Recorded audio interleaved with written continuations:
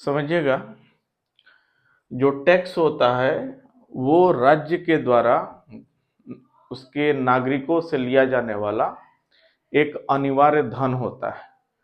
अर्थात सभी व्यक्तियों को टैक्स भरना पड़ता है।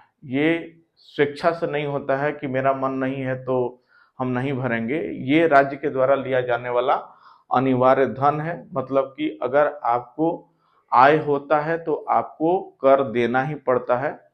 टैक्स को जैसे कि हम लोग हिंदी में कर बोलते हैं, ठीक है। तो ये राज्य के द्वारा लिया जाने वाला एक अनिवार्य धन होता है जो राज्य अपने नागरिकों से वसूलती है। अब ये जो टैक्स होता है ये दो तरह से होता है, दो प्रकार का होता है। एक होता है डायरेक्ट टैक्स, एक होता है डायरेक्ट टैक्स और दूसरा होता है इनडायरेक्ट टैक्स।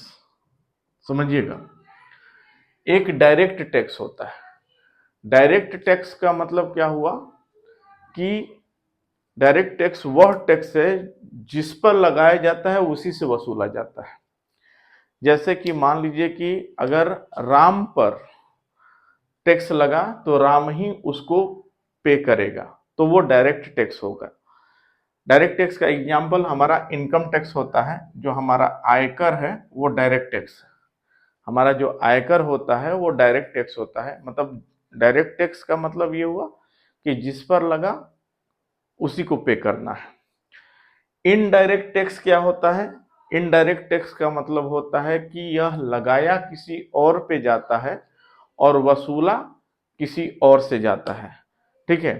तो इसको हम लोग इनडायरेक्ट टैक्स कहते हैं। इनडायरेक्ट टैक्स में जैसे आपका सेल टैक्स आता है, ठीक है, एक्साइज टैक्स आता है, कस्टम होता है, कस्टम, एक्साइज, ठीक है। तो ये सब के सब जो है वो इनडायरेक्ट टैक्स में आता है।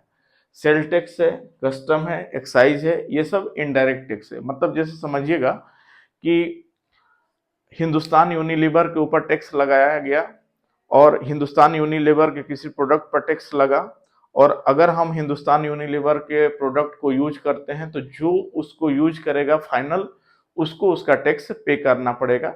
जैसे हम लोग कोई साबुन यूज करते हैं तो उस पर लिखा रहता है कि इंक्लूडिंग ऑल टैक्स, तो वो मतलब वस्तु पे लग के आता है। जो इनडायरेक्ट टैक्स होता है वो वस्तु पे लग के आता है।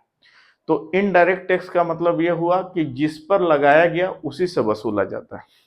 अरे डायरेक्ट टैक्स का मतलब यह होता है कि जिस पे लगाया गया